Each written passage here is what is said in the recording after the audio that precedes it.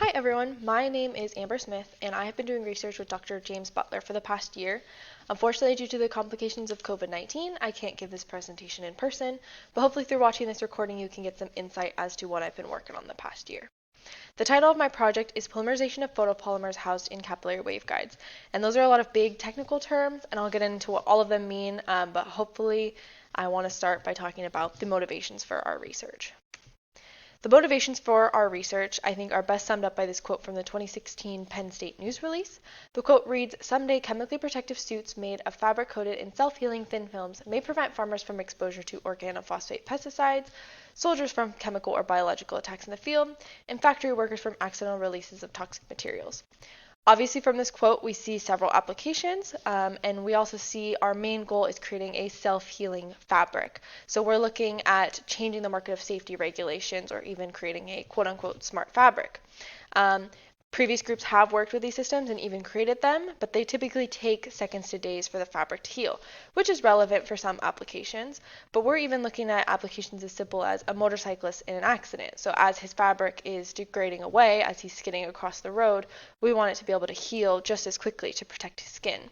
Our applications, therefore, we need millisecond timescales. So we need something to heal almost as fast as it's degrading. Another fun application, or lots of people in my life who aren't science majors or something like that, they think I'm creating a real-life superhero suit. So here is a fun way to look at this. These are all of this year's physics seniors representing different superheroes. Obviously, I'm not creating a real-life superhero suit, even though I wish I was. This is just a fun application or a fun way to look at it. So I want to talk a little bit about what self-healing actually means. So self-healing just means regenerating during or after a process of degradation has occurred. So we see here we have a piece of fabric that was cut into 3 pieces. It is then soaked in a chemical solution, placed on a piece of glass with water, and then actually pressed together using physical force, and that actually healed it back together. Self-healing can be spontaneous or input triggered. Obviously, this example here is an example of input triggered because we have that chemical solution and the pressure of pushing them together. Other inputs could include light, heat, other chemicals or fluid, and we're specifically going to look at light just because this is proposed to be the fastest method of self-healing. With this, we want to get into our big questions. So the overall program's goals are, can self-healing occur on fast enough timescales such that they can be implemented into fabrics that prevent extremely short exposures to hazardous environments? So can we create that real-life superhero suit? We also ask, can we accurately measure the depth and rate of polymerization in capillary waveguides using interferometry-based techniques? And can polymerization on millisecond timescales be achieved in photopolymer-filled capillaries? So those are 2 more narrow and specific goals that I'm looking at even just a piece of their puzzle. So my current question is, can we finalize the development of our interferometry-based system, and can we get our apparatus to run with an automated code for faster data collection? With this, I need to look at what are our materials. I specifically have looked into the system that we're setting up and the materials that we're thinking of studying. Our materials are essentially capillary waveguides. What are they? Capillary waveguides are flexible small hollow tubes that trap light inside of their core. So this here is an example diagram of what a capillary waveguide is. We have this cladding, which is just a plastic covering, and then we have a core, which is hollow, which we could fill with solution, shoot light through, etc., etc.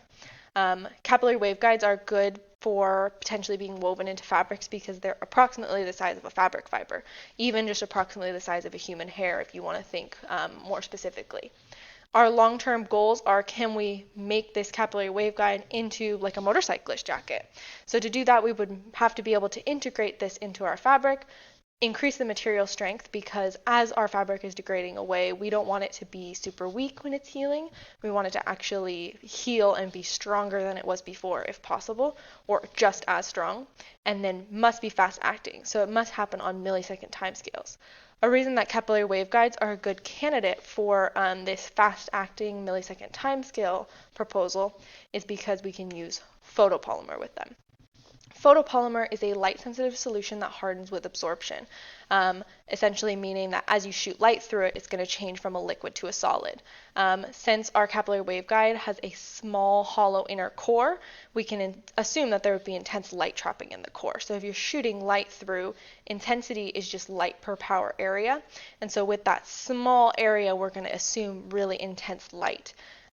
Studies have actually proven so far that with greater light intensity, we see faster polymerization. So that means just faster hardening. So as we're shooting our light through, we're assuming with the smaller space for our photopolymer, it's going to change from a liquid to a solid very fast, which would therefore increase our material strength and cause rigidity and therefore be a good candidate. So let's talk about our fundamental investigation. How can we accurately measure the depth and rate of polymerization in capillary waveguides? When I talk about depth, I just mean how much of the waveguide is hardening. So if it's only hardening like a centimeter or so, it's not a relevant application because a fabric fiber needs to be able to be woven all the way down your sleeve of your coat.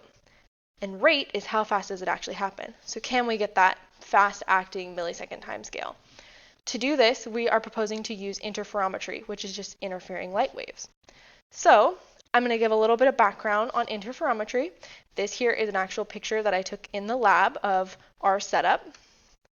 So we are proposing to use a Mach-Zehnder interferometer. Interferometry, like I mentioned, is just using light waves to extract information about a physical system. So this right here is our Mach-Zehnder interferometer that we're setting up. This is in our larger setup. It's just a piece of the puzzle, but it's the most important piece. We have a laser that we shoot into a beam splitter. This splits the beam into two different beams that go essentially the same distance. This one is just going through air, and then this one is obviously being shot through our sample, so our capillary waveguide in here. The beams are then recombined by this beam splitter, and this creates fringes. Fringes, I will talk about in a few minutes, but fringes cause interference patterns, which are then read by our photodiode, and then we can extract that information about our physical system. Like I said, fringes create interference patterns. Interference is just two waves superimposed to create one. So we saw we had our two light waves going through our two arms of our Mach-Zehnder. Those light waves are going to interfere and then give this fringe output that's read by our photodiode. This looks like it's spaced out. That's not actually how fringes look. This is more so what you're going to see. So you're going to see very bright spots and very dark spots. Those light and dark spots are different types of interference.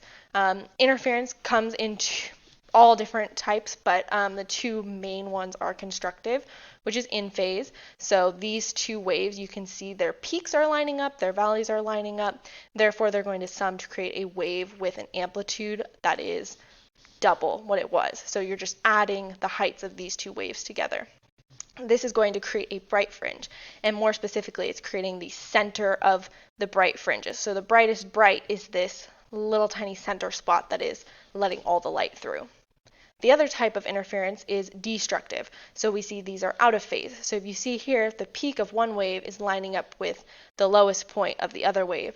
This is going to completely cancel all light out and therefore give us the center of these dark spots. Any other way that these waves line up, so if they were kind of offset just a little bit, they're going to give some variation of the gray area in between the brightest of the bright and the darkest of the dark. Next, we need to give a little background on index of refraction. So index of refraction determines the speed and wavelength of light as it passes through a specific material. So we are looking here, we have the wavelength defined, so that's from peak to peak, and we have the amplitude defined, which is from the peak to the valley. With this, we see we're going from a certain wavelength to a smaller wavelength, but the amplitude remains the same throughout. This is showing going through two different materials. So we have air, which has an index of refraction of 1, and water, which has an index of refraction of 1.33.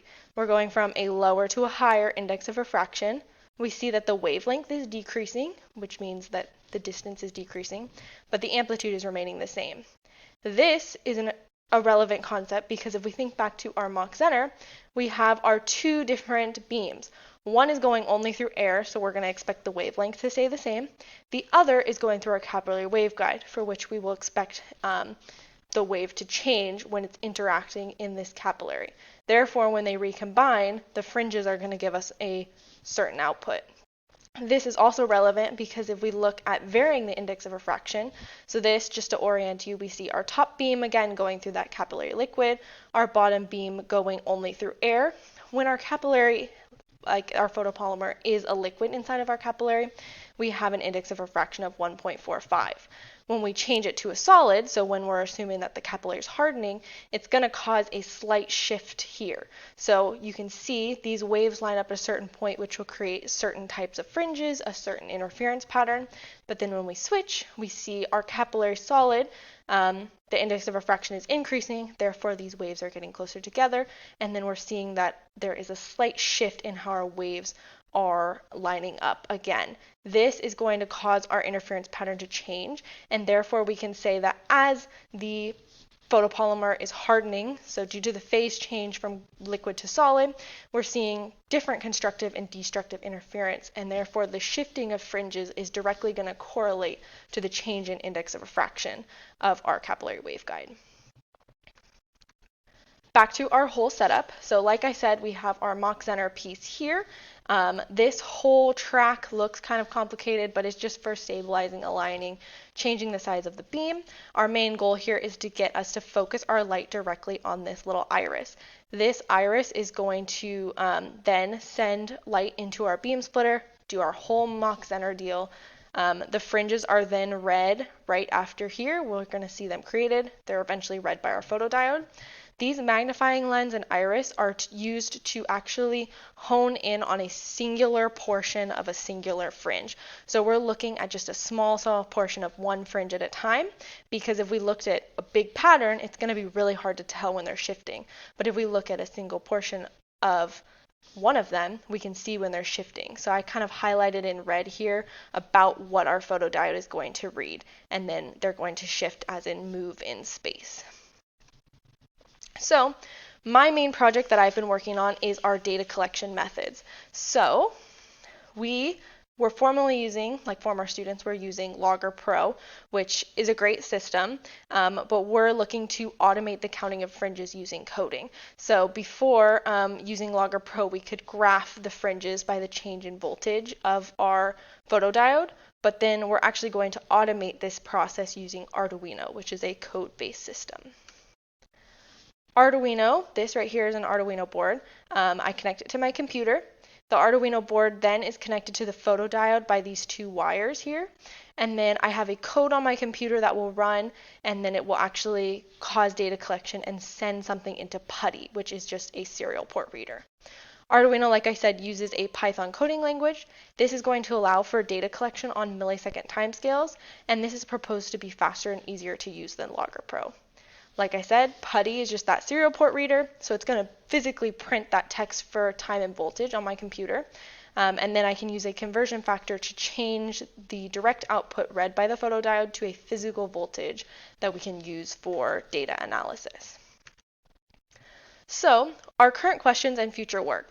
Can we get data from the photodiode, which outputs a voltage for brightness proportional to the hardening, to match data taken by former students? So we are going to attempt to recreate data from former students to make sure the code is actually working. At this time, my project has basically been getting that code working this whole year, and so we're proposing that it is working. We haven't actually been able to take data with it, though, due to having to leave campus and therefore. And then our other goal is, can we get results similar to that of our expected using actual capillary fibers lit with an external light source? So we're looking at testing with actual capillary waveguides. So we haven't done any testing with this. We're proposing with the index of refraction getting larger from a liquid to a solid, but we haven't observed this yet, so we need to test our hypothesis. And then I just want to say a big thank you to Dr. James Butler and the Pacific University Physics Department, the Nichols Endowment Grant, the Physics Department Endowed Scholarship, the Griffith Fairs and Brosing Research Endowment, and this is a photo of me with those donors, and then former Pacific University students and my current research peers. Thank you guys.